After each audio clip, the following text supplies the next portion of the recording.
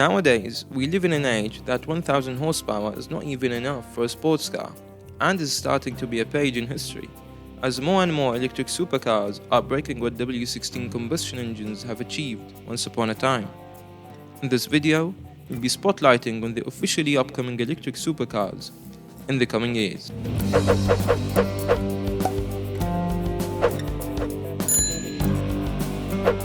Make sure to subscribe to see more content of this kind, and so other people can see the video. I've ordered the cars according to their official 0 to 100 km acceleration figures, so let's get started.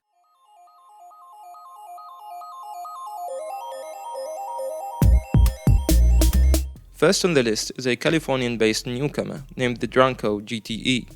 The GTE claims to make 1200 horsepower and an impressive 8800 Nm of combined torque, all from 4 electric motors on each wheel.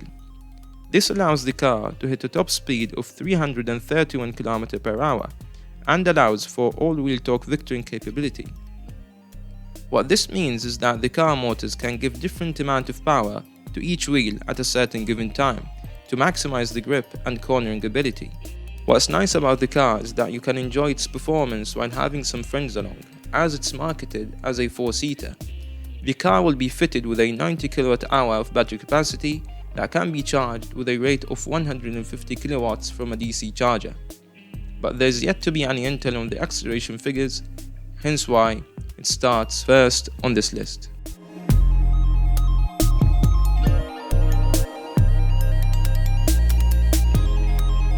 With a Nürburgring record of 6 minutes and 45.9 seconds, the NIO EP9 is set to be one of the fastest electric supercars in the near future. Its 4 motors can provide 1360 brake horsepower and 6334 Nm of torque, with torque vectoring capabilities, although NIO hasn't provided any 0 to 100 km timings. They claim a 0 to 200 kph acceleration figure of 7.1 seconds and 313 kph as the car's top speed. With all of these massive stats, the car can make a nifty 2.53 Gs when cornering. Once again, there's not much information regarding the battery capacity, but they claim a 45-minute battery charge time.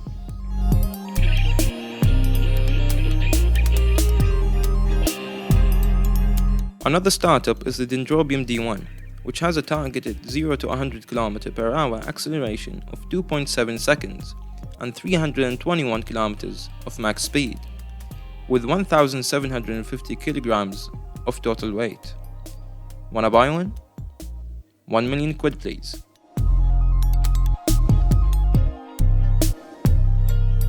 Next on the list is finally a brand that has some relative reputation and heritage, as the Evija is set to be the 4th E to be added to the Lotus family.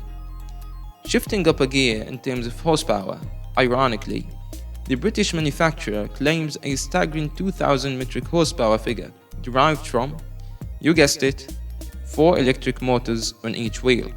The car can accelerate up to 320 km per hour. The Evija would be able to drive for 346 km of range, while keeping the weight at a quite impressive 1680 kilograms, especially for an electric car. It is worth pointing out that those numbers are based on some prototype simulations, and the car is undergoing its proper testing at the moment. If any of the aforementioned figures sounded stunning to you, this car is even more sophisticated. Now sure, it may have 100 horsepower less compared to that Lotus, capping at 1900 metric horsepower. It also has 350 km worth of top speed, and it can do a 0 to 100 km acceleration in less than 2 seconds. It's fitted with a 120 kWh battery that's good for 500 km of range, driving manner dependent of course.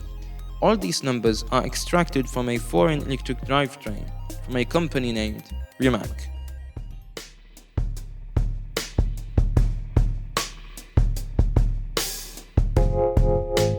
Speaking of Rimac, third on the podium is a Croatian startup company which is making some major headlines lately, with their brand new supercar, the Nevera.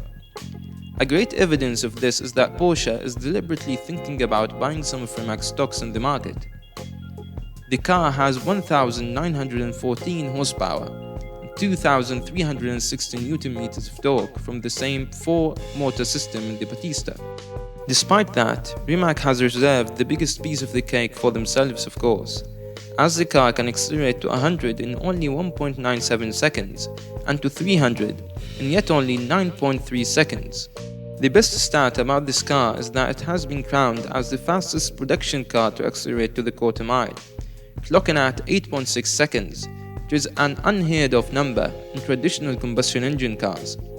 Another outstanding stat is the top speed. The car reaches a very impressive 412 km per hour, which is also a first on an electric car. Thumbs up Rimac, and one for me.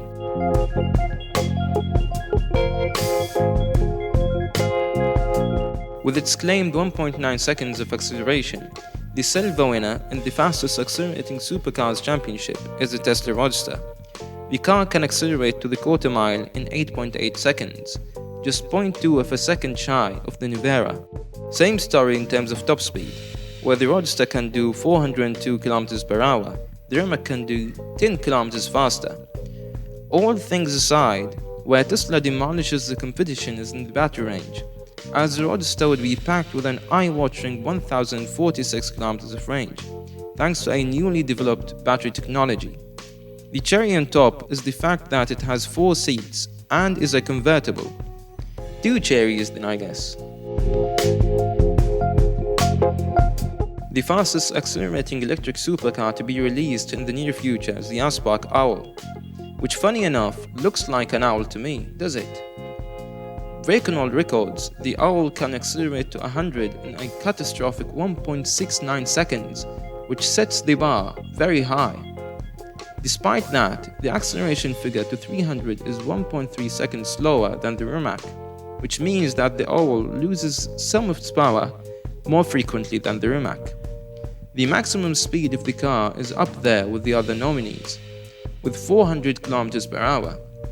In terms of battery, it has a relatively small battery, 64 kWh, yet Aspark claims a 45 km driving range. I hope you haven't been overwhelmed with the number of statistics in this video. If you did, you certainly need to adapt, as the coming years are inevitably electric and we'll see more and more of those electric supercars from new companies. If you found the video any entertaining, make sure to leave a like and subscribe to see more of this content.